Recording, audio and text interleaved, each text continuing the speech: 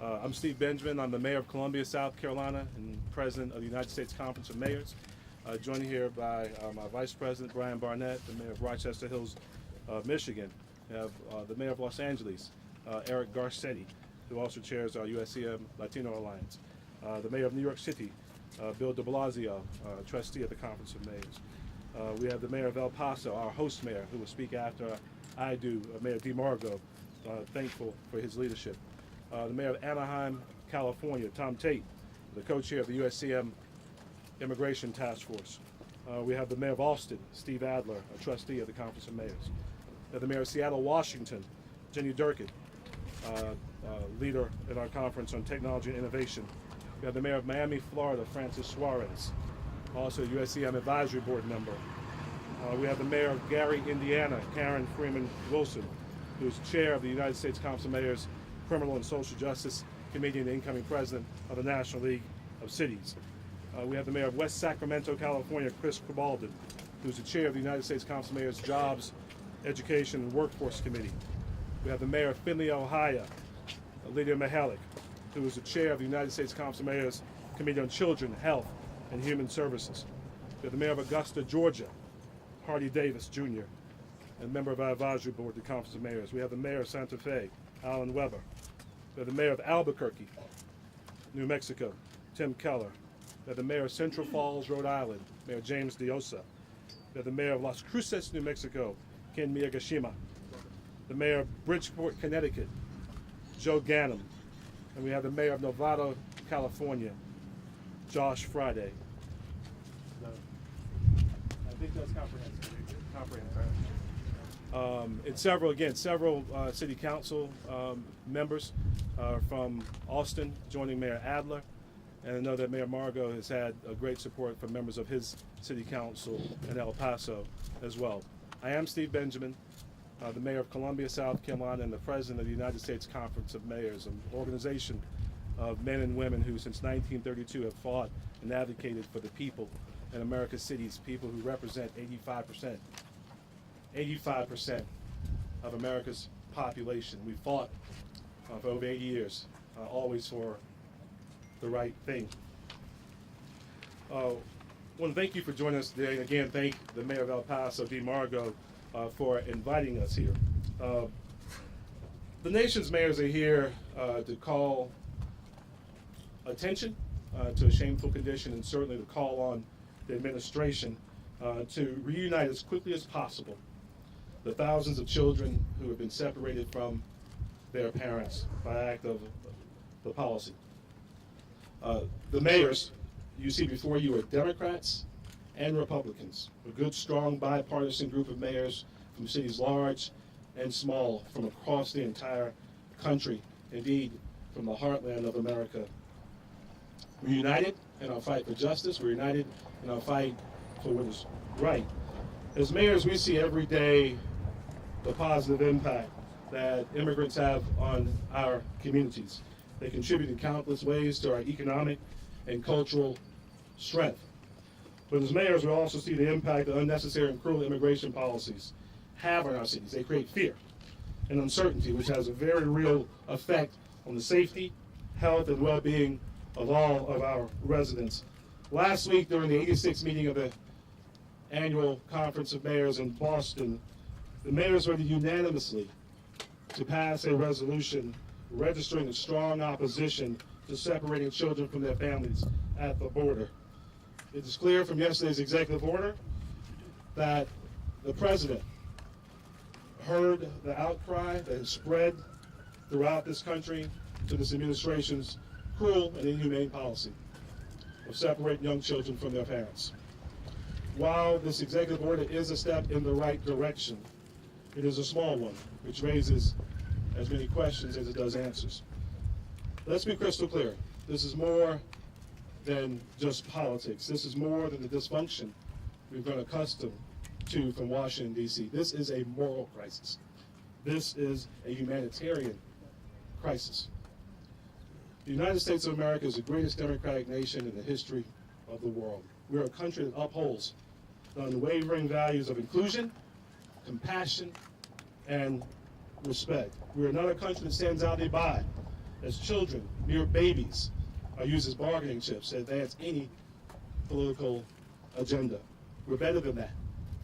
We need to pursue policies that speak to love, grace, mercy, and human dignity. The nation's mayors are here today to lend strength and a bipartisan voice to the fight for a more just and humane immigration policy.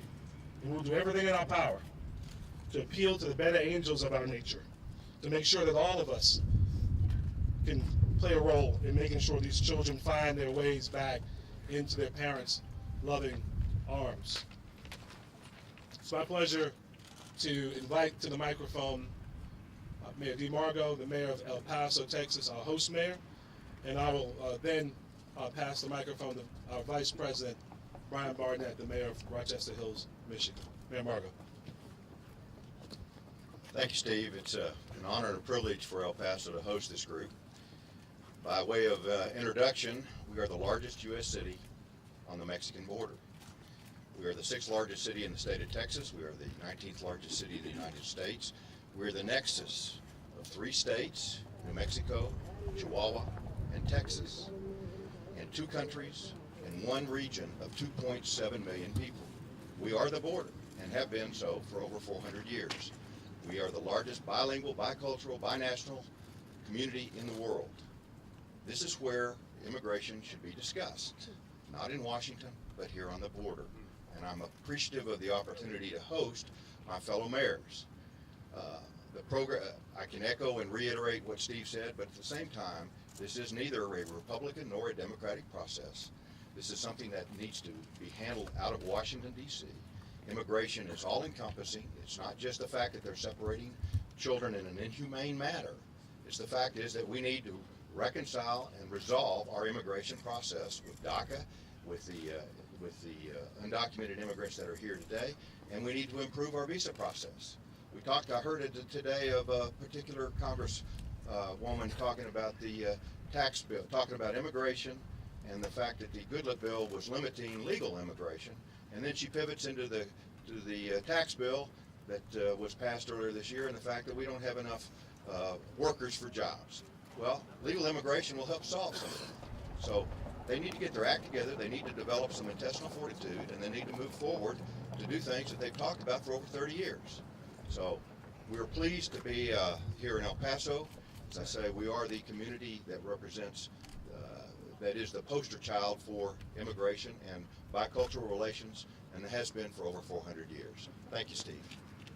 Thank you, Mayor Margo. Mayor Brian Barnett, Vice President of the Conference of Mayors.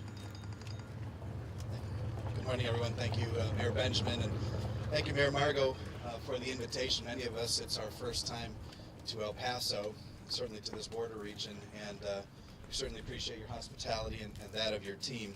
You've been incredibly welcoming, and we appreciate that. As was mentioned, the nation's mayors are here today to stand with you, Mayor Margo, and to witness firsthand the results of a nation's broken immigration policy.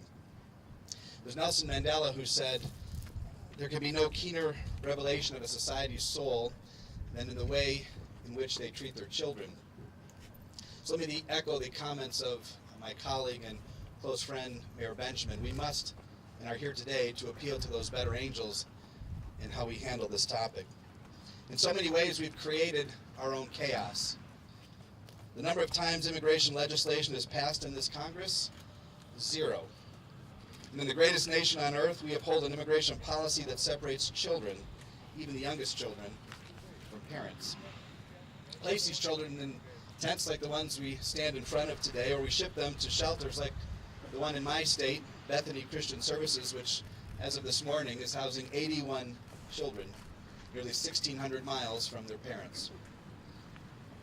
We don't change this policy until every living First Lady has to explain it to us in very plain language that it's simply not the right thing to do. And it starts all over again.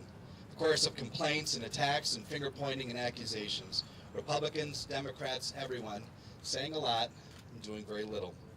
We've created our own collective chaos here. But we all have responsibility. And I'd like to believe that even this week, as we've seen the needle move, that we've reached a point of reconciliation. That maybe enough babies have cried and parents have shed enough tears that we're starting to see some change. The President's executive order is a welcome start, and we also appreciate the direction of formal legislation that desires to keep families together while immigration cases are pending, that allows for asylum cases to be adjudicated quickly, increasing the number of judges, and certainly providing the revenue needed to accomplish all of those. It's a start, but it is nowhere near the finish. There's a defining opportunity in front of us right now to combine our respect for the rule of law with human decency, civility, and kindness. An opportunity to work together to calm this chaos. Mayors have done and are doing right now what we've done so many times in our nation's past. We're demanding change, and we're leading it. I'm no longer interested in blame, and I don't think many of us are here as well. We're interested and driven by the legacy that we're leaving our children.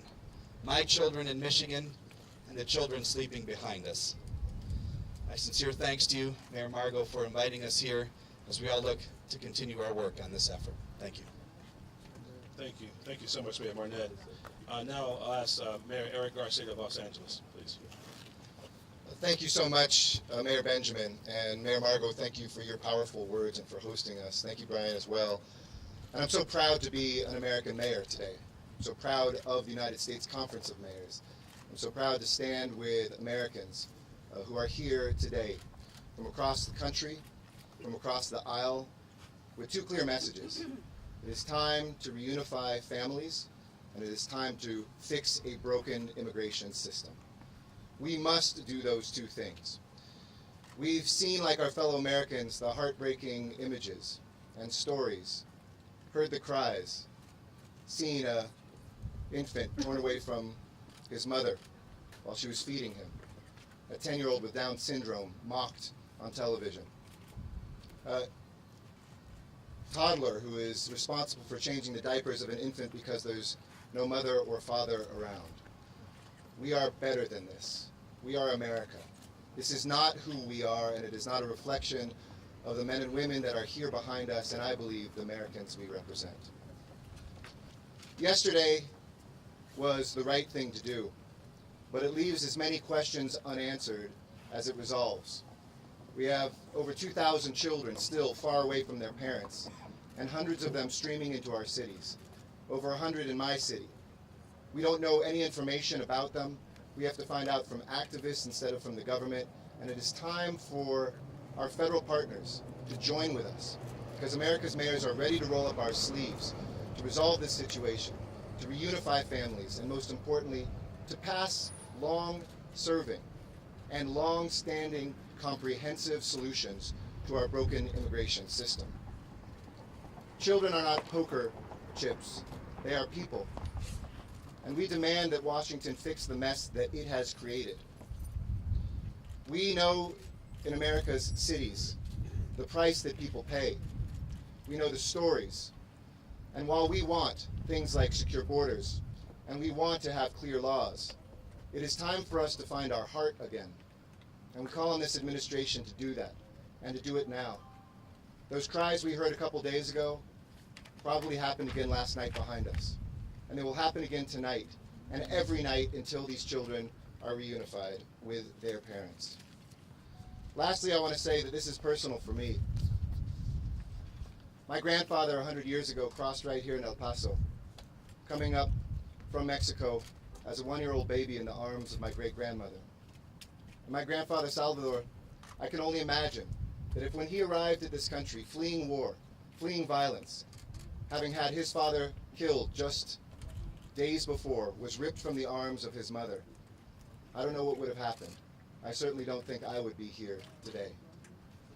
Yo quiero decir también en español, nosotros alcaldes están listos a trabajar juntos con Washington, a pasar reforma comprensiva a nuestras leyes migratorias. Pero estamos aquí, en Tornillo, en la frontera del sur, alcaldes de todo el país, de todos partidos, con un mensaje muy simple y claro. Ya es hora de reunir a nuestras familias inmigrantes. Lo que está pasando aquí en la frontera es inmoral e inhumano. No tienes que ser un padre o una madre para saber que los niños nunca se pueden utilizar como piezas de negociación and Washington. Estas familias se tienen que mantener juntos. Punto.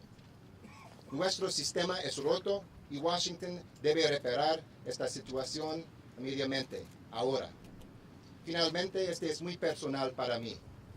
Mi abuelo Salvador cruzó esta frontera hace un siglo como un bebé en los brazos de su mamá. Imagina si hubiera sido arrancado de los brazos de su mamá.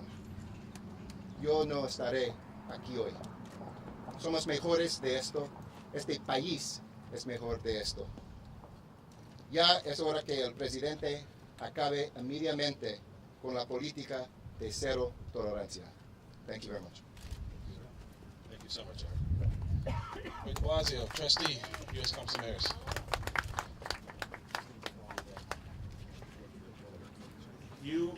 You're seeing something right here at the border that you haven't seen enough of. Gathering of leaders who look like America, Republican and Democrat alike, in common cause. Even in this moment of crisis, there are some seeds of hope here. Because all of us believe that change is needed and all of us want to be part of that solution. And we can talk to each other and we can hear each other. Mayor Margo is right. I thank him and everyone for being here because the change has to happen on the ground in this country. It has to happen in the hearts of Americans, and it has to happen because leaders decide we won't tolerate an inhumane situation anymore. So you're looking at some bipartisanship right now. You're looking at some purpose. We came here to tell the American people there is that hope. Let's be honest that the pain brought us here. The pain of knowing that children were taken from their mothers, the pain of knowing that they don't know, those kids don't know when they will see their parents again. The pain of knowing our government will not tell us the truth. We're going to go over there all together, representing cities from all over this country, and we fully expect, tragically, we fully expect to not be told the truth. We fully expect to be turned away the way senators and congressmen have been turned away, just trying to get the honest truth about what's happening to these children, just as all of you have been doing. That's painful for all of us who believe in America and believe in democracy. It's painful that I had to find out in my own city yesterday. I walked into a center, a social service center in East Harlem, to find that 239 children who were taken from their parents under the family separation policy had been sent 2,000 miles away. And they don't know when they're going to see their parents again. I walked into a classroom, almost 40 young children from Guatemala, trying somehow to find some normalcy. Their teachers trying to help them. These kids have been traumatized.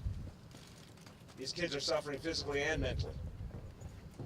This young boy named Eddie, 9 years old, from Honduras, taken from his mom at Eagle Pass, Texas, put on a bus to travel 2,000 miles to New York City. Think of how broken that is, and our government didn't even tell us it was happening. But I'll finish on a point of hope, because there are those moments when you can feel the dams breaking and the change is coming. And what you see around you is an indication of that. The president retreated today, has not solved the problem. We're all saying that. Zero tolerance still exists. That's breaking an American tradition of respecting people fleeing oppression. The families are not reunified. We don't know when they'll be. We're going to fight for that. But the hope is the people are demanding a change, and it cannot be ignored. And if it won't happen in Washington, we will make it happen. Thank you, Mayor de Blasio. Mayor Steve Adler, the Mayor of Austin, and the trustee, U.S. Council of Mayors. Thank you, Mr. President, Vice President, and DeMargo, thank you, Mayor. Using children in order to deter or dissuade folks from coming to our border and seeking asylum is unjust, it is wrong, it is immoral, and it is un-American. We are better than that. This is about children. The reason that we're here today is about the children. And that was true when our communities spoke. It was true when we started this trip to El Paso, and it is still true today. There are over 2,300 children separated from their families. We don't know when they're going to get unified. There are thousands of children that came to this country unaccompanied. Many, if not most of them, have families in this country. They should be with their families. Children do not belong in cages. They don't belong in cages with or without their parents. This started out about children. It remains about children. And it is about children as we move forward tomorrow. There is something we have to take note of, especially right now. The only reason that there has been any measure of change at the national level, the reason that we are here, the reason that you're here with us, is because the people in our communities stood up and used their voices to express outrage at what was happening. We have to take a moment to notice and to celebrate the power of that collective voice. When we see things that are happening in our country that we think are wrong, that are immoral, and that are unjust, it is individuals standing up and joining their voices together to make a collective voice that has power and strength. We can change things in this country one voice at a time, joining together. That is our charge going forward, because the children still need us. They need our collective voice. Mr. President, thank you. Mayor Karen Freeman Wilson of Gary, Indiana, and the incoming president of the National League of Cities. Thank you, Mr. President and Mr. Vice President, for your leadership. Mayor Margo, for your being a gracious host. Like so many of the mayors here and those around the country, like so many of you and citizens across the United States, I have watched with great sadness and horror as we have seen the implementation of a policy play out across these nations' airwaves and throughout our country. But as mayors, those elected officials who are closest to the people, those who hear, see, touch, and feel the people every day, we cannot allow that horror to paralyze us. And so we are here not just as a message to our country, to Congress, to our president, but we are here to say that we work every day in a bipartisan way to solve problems. It is no mistake that you see many of the mayors here with our sleeves rolled up. And that's because we get the work done. And so we say to the administration, to Congress, we are willing to work with you because it is imperative that we solve this problem. We know that the executive order did it. We know that there are a multitude of layers and nuances to really getting this family separation issue right, but we know that the ultimate solution lies in comprehensive immigration reform. And we offer ourselves as proven problem solvers to stand with you to get the job done, because the American people are owed better than this. Thank you. And now, the co-chair of our immigration task force, the mayor of Anaheim, California, Tom Tate. Thank you, Steve. I am co-chair of the U.S. Conference of Mayors Immigration Task Force. I've been that for about 6 years. We've been working for 6 years on urging Congress in Washington for comprehensive immigration reform. Bipartisan, actually nonpartisan. My co-chair is Jorge Elorza, mayor of Providence, a Democrat from the East Coast. I'm Republican from California. The symbolism is on purpose. That mayors across the country, we deal with this immigration, a broken immigration system, day in and day out. What we see here today is a tragedy. And thankfully, the right thing happened yesterday. But there are a lot of right things ahead of us that need to happen. We need comprehensive immigration reform. We are hoping as mayors that this tragic event here and us coming together will serve as a catalyst for a movement in this country to finally get comprehensive immigration reform. The next thing is the dreamers. There are hundreds of thousands of people in limbo, not to mention their parents. And people in my city, tens of thousands of people in my city living in the shadow, who cannot take part in our community. That is something that we have to fix. That's why, mayors, we deal with this. That's why we're coming together today here in El Paso to get this started, to get this movement started. This today is a catalyst. Thank you, Steve. Thank you. I'm going to call on Mayor Jenny Durkin, the mayor of Seattle, Washington. Thank you very much.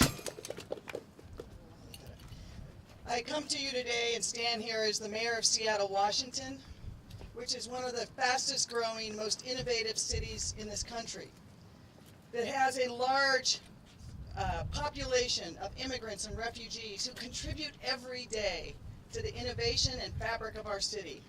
We try to every day make real on the promise of sanctuary for those immigrants and refugees. But I also come to you as a mother, as a former federal prosecutor, as the granddaughter of a teenager who left a war-torn country and was welcomed in America, and I come to you as an American.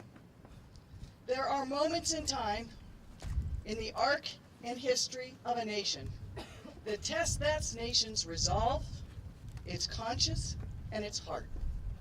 And today, we are at that moment. How our nation reacts today will define who we are as a country. We stand here as mayors, as fathers, brothers, sisters, uncles, mothers, to say we are better than this as a country. We are so much better than this, and the promise of America is better than this. Our collective voices will join with voices throughout this country until this problem, this challenge, this moral crisis is resolved. I will say to you, as a former federal prosecutor who prosecuted a range of crimes at a border, who went against Mexican drug cartels, who did immigration cases, nothing we are doing today makes our country any safer. And instead, it degrades the moral conscience of our country. Look not just at us as mayors, look around you. Look around you. Is this desert anywhere any of us would put children? Every one of those children has families, parents that they have been separated from. We have seen the horror to know that children are being parceled out like they are commodities throughout the country in the dead of night. They have no idea who their parents are. So every American should know nothing changed with that executive order except for the words. We must stand strong until the action change, until those children are reunited with every parent, until the policy at the border changes, until we fix our broken immigration policy, and until we as a country recommit to the values that founded us, that we welcome people, we are built on diversity, and that we will be a better nation going forward when we recognize the promise and truth of America, which we are breaking every day with this policy of this administration. Thank you. I've intentionally mixed up the order run of show because I want to say these are cities. Cities can't be gerrymandered. We have mayors, unless you know us individually, you don't know the parties that we represent. We represent America. We represent our cities. We represent American values. I'm going to ask Mayor Lydia Mihalik of Findlay, Ohio, the chair of our Children, Health and Human Services Committee. Please, Mike. Thank you very much, Mayor Benjamin, and thank you all for being here to allow us to communicate to the country and to the world that this is definitely not okay. What you're seeing here transpire over the last several weeks is a manifestation of an inability to act in Congress. We have grave concerns about the way that the children are being treated. We'd like to be able to see how the most young of this group of children is being treated. Where are they being housed? What resources can be brought to bear from the federal government to ensure that these children get back to their families as soon as possible? The executive order was a step in the right direction, but as my fellow mayors have said, we have many steps left to take. And my hope is that what you're seeing here, this nonpartisan, bipartisan group of mayors representing millions of people from across this country, they're here. They're here because we are representing those voices of people that feel helpless. They feel as though there's nothing that they can do. I don't know how many of my constituents have told me in the last 24 hours that they're proud of mayors from across this country who are coming together to be the voice of reason. And I'm proud of this conference, and I'm proud of my colleagues, and you can bet that this won't be the last day that you'll hear from us for action. This country is better than this. We should be an example to the world, not someone that the world can shame. Thank you. Thank you, Madam Mayor. Mayor of Miami, Florida, Francis Suarez, a member of the Advisory Committee, USDM. Thank you, Mr. President, Mr. Vice President. As a son of Cuban immigrants and a father of two, I've been appalled at what we've seen and heard and read. It's tough for me to leave my 2-month-old daughter to be here. It hurts me to be separated from her. I can't even imagine the pain that parents are feeling and the trauma that the children are going through. There are still a ton of unanswered questions. When are these children going to be reunited with their families? What kind of conditions are they living in? Why are we, a bipartisan, nonpartisan group, being denied access to these facilities? What's there to hide? And there are facilities across the United States. I tried to gain access to one in Homestead and wasn't allowed to. And I'm going to try to continue to gain access to the one in Homestead when I return to Miami. There are a lot of questions. We are here to get answers, and we're hopeful that those answers will reflect the morality and the ethics that this country was founded on. We're a country of immigrants. That is what made us strong and what makes us special, and it's something we shouldn't run from, we shouldn't hide from. It's not a partisan issue, it's a humanitarian issue. Yo soy hijo de dos exiliados cubanos, soy padre de dos niños y estoy horrorizado en pensar que hay niños que no pueden dormir junto con sus padres esta noche. Nosotros todavía tenemos muchas preguntas sin contestar. ¿Cuándo se van a reunificar estas familias con sus padres? ¿En qué condición están viviendo? ¿Por qué nos están negando a nosotros, un grupo no partidista, acceso a esta facilidad, a este campamento? Este país fue fundado sobre los principios de inmigración, de moralidad, y el hecho de que tenemos que estar parados aquí, nosotros separados de nuestras familias, en este momento, difícilmente. No se puede imaginar, mis niños tienen el mismo valor que los niños que están en estos campamentos. Y para mí, siendo padre, siendo hijo de exiliado, de inmigrante, quiero pedirle a los gobernantes federales que por favor, esto no es un tema partidista, esto es un tema humanitario, en cual tenemos una oportunidad de reflexionar los valores de esta nación, una nación increíble, una nación que da esperanza al mundo normalmente y típicamente. Deberemos reflexionar esos valores en este tema y mucho más. Gracias. Thank you, Mr. Mayor. Thanks, Suarez. Mayor Christopher Cabaldo in the West Sacramento, California. It is an axiom of our American democratic system that the buck stops at City Hall, that mayors cannot avoid the people of our communities. We must embrace each other, whether we're in the supermarket, in the post office, in a local pub, at the ballpark, we hear the voices of real America, of Main Street. Hear them also. Hear the school teacher who I ran into in the supermarket just a couple of days ago, who was having to explain to one of her students, one of her third graders, the difference between what it means to be an animal and what it means to be a child. And that she is not an infection, but that she can go home tonight with her parents, and every child deserves the same. Hear the voice of the man that seems to always be at the local pub having a drink, who hates politics, probably didn't vote for me. And yet, he asks, how could we have fallen so far as a country? How could we have lost so much of our sense of ourselves and our soul? Hear the voice of the young man who just came back from his tour of duty and was getting a ball game at our local ballpark, who wants to know what happened to the country while he was gone, the country that he's been defending, and what can we do together to make it happen. Hear the voices of Main Street. And Main Street, keep rising those voices. Thank God for these children. Thank God for their strength and their courage, and they need us, but we need them too.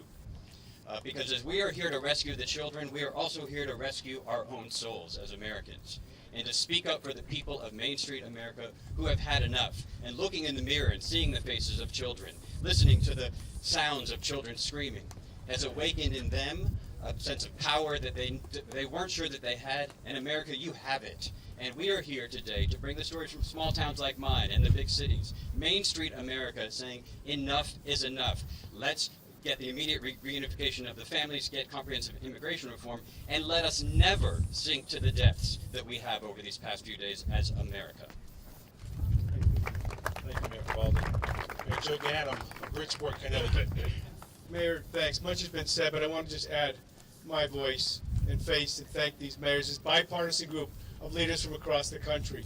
I look at the sign over here, Reunite Families, so close to the American flag, and know that although we can't order the federal government to do anything, we can here, as the mayors of the largest cities, speak, I believe, for the American people in many ways.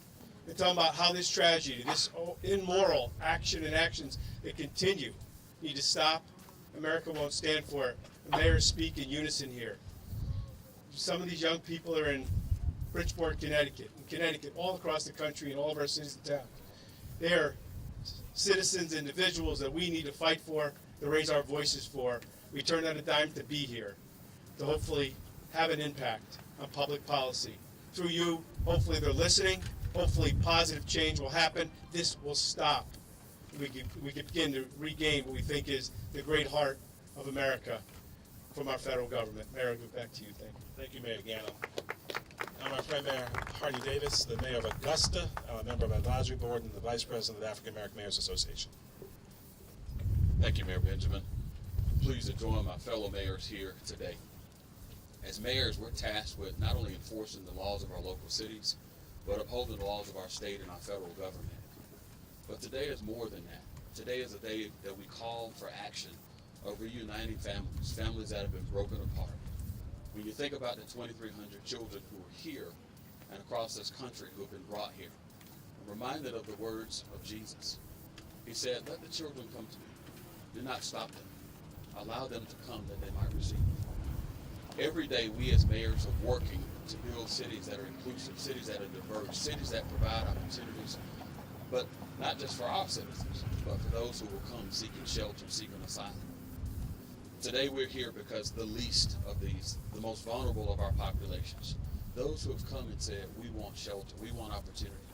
That is why we stand and we urge this administration to move beyond the executive order and put together a clear plan of action of how and when these families, these children will be reunited swiftly and not months from now. That is why we're here, and that is why we stand collectively as mayors who lead our cities. Thank you. Thank you, Mayor Davis. Next, we have Mayor Alan Weber of Santa Fe, New Mexico, and he'll be followed by the mayor of Albuquerque, New Mexico. Thank you, Steve. I'm the mayor of a majority-minority city. I'm a mayor of a city that looks like and is the future of America. We're a sanctuary city.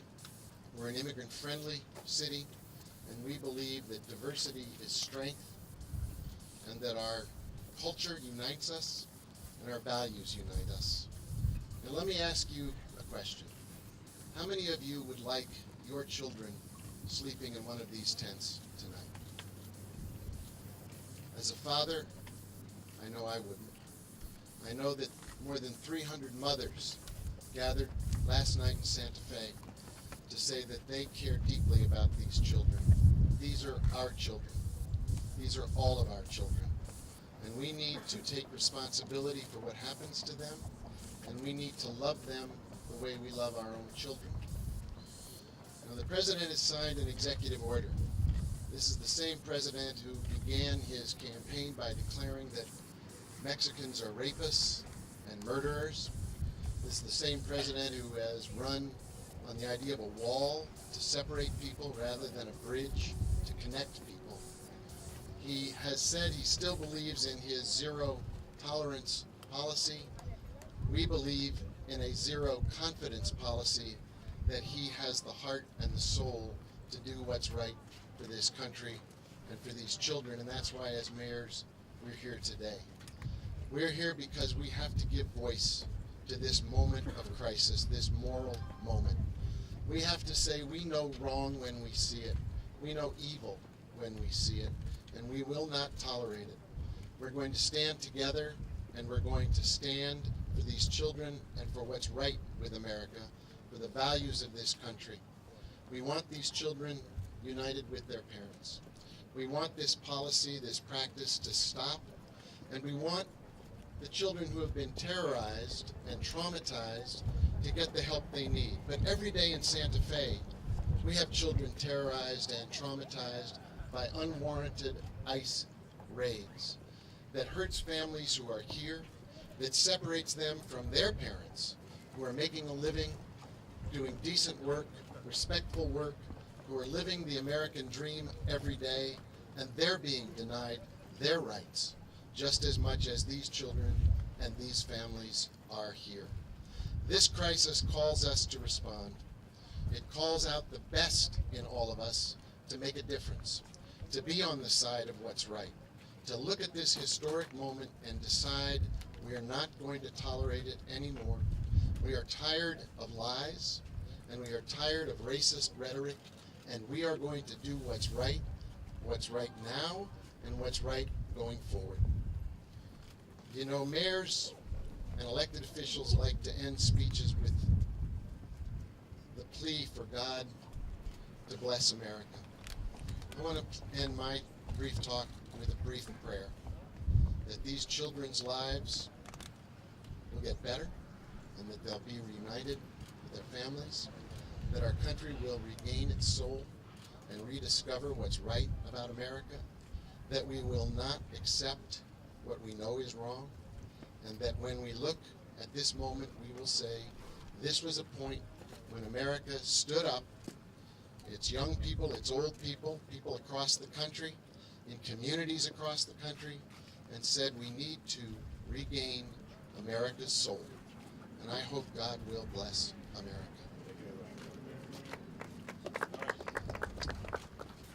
The Mayor of Albuquerque. There you go. Thank you. I stand here before you as the mayor of Albuquerque, but also, and I think first and foremost, as a parent. And I don't stand here alone. Today, my wife and I, the First Lady of Albuquerque, wanted to come here together as parents because we are carrying the heartache and we are carrying the anger that every parent in our city, I think our country, and around the world carries. We had the good fortune last night to kiss our 2- and 4-year-old and hug them before they went to bed and before we drove down here.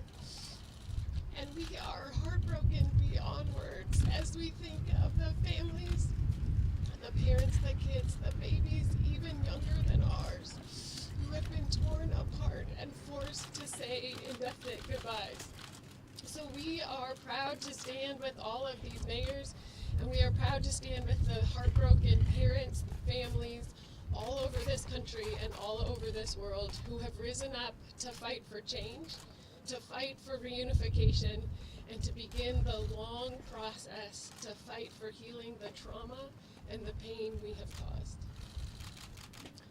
We stand here with what's behind us to say that it is absolutely incomprehensible what is happening in our country right now on the border. And I know we told our 4-year-old that we were coming down here. She saw some of this on TV. She sees the children in their cots with their silver emergency blankets. And she asked us to take them some of her stuffed animals, which is what we have here today. She got that one for Christmas, I remember just last year. And for us, how we did not have the heart to explain to her what is actually going on here. We didn't have the heart to tell her that it's not just stuffed animals, it's their parents. And how can anyone explain this to a 4-year-old, let alone explain this to ourselves? And that's because it's wrong. These are dark days in America, especially on the border. When we hear our leaders echo language that sounds eerily similar to Jim Crow, to internment camps, to the Holocaust, when we see our country take actions that literally betrays basic humanity, these are dark days. These are dark days when we have to even be here with you today, when mayors from all around the country have to stand here and tell our federal government what they're doing is wrong.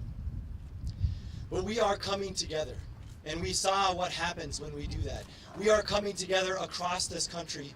We are coming together across cities, across states, and we are coming together across parties. And we know what happens when we do that. We start to see change. And even though it might only be in words only, we know that we actually can make a difference if we keep this up. And that's why together we have the power to stand up and say that indefinite internment is wrong under any situation, and we will not stand for it in America. We have the power to stand up and say that these families have to be reunified. We have the power to stand up and say that we have to help these kids. We have to help them with the trauma that they've been through, and we have to help them find their parents once again. And I believe that's why I am so proud of the mayors, of everyone in America, everyone who is sharing their voice, because we are starting just the beginning to make a difference. We are starting on a long road that might end several years from now, but it is going to be a road that makes this a country we believe in. Thank you.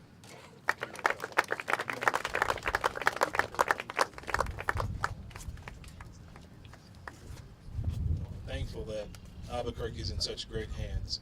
I want to ask the mayor of Novato, California, Josh Friday, to take the microphone. Thank you. As a father and as a mayor, I'm proud to stand here in this bipartisan group because it is our job to solve problems, and it is our job to make people's lives better. And these cruel policies that have been put in place do neither. And as I stand here as a mayor, I reflect upon my service in the United States military as an officer in the Navy, where I was ordered to serve and work on the military commissions in Guantanamo Bay, working behind fences that look like those behind us. Where I learned firsthand that when we jettison our morality, when we turn our back on basic humanity, and when we skirt the rule of law and start pursuing things like indefinite detention, we don't solve problems. We don't make our communities safer, more secure. We do the opposite. And I'm proud to stand here today with this group to call on our country to bring thousands of children back to their families, to reunite them today, and to solve a problem that we did not need to cause. It is time for our country to remember that it is our job to protect people, not to hurt people. Thank you. Thank you, Mayor Friday. And speaking last amongst the mayors, I'm asking the mayor of Central Falls, Rhode Island, James Diosa, to have a word. Thank you, President Benjamin, and all the mayors here for the courage of coming down to Tornillo and stand up against this injustice.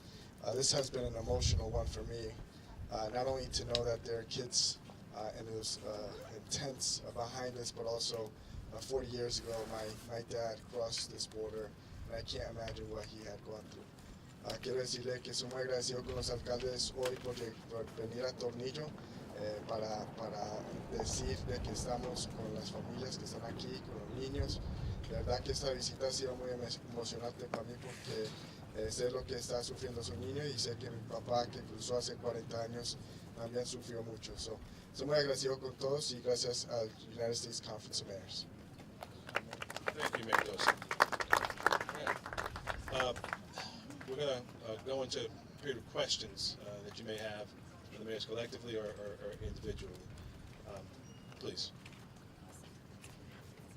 A lot of the detention facilities or shelters that you guys have described in your various cities existed before the family separation policy, and in fact go back to 2014 in many cases.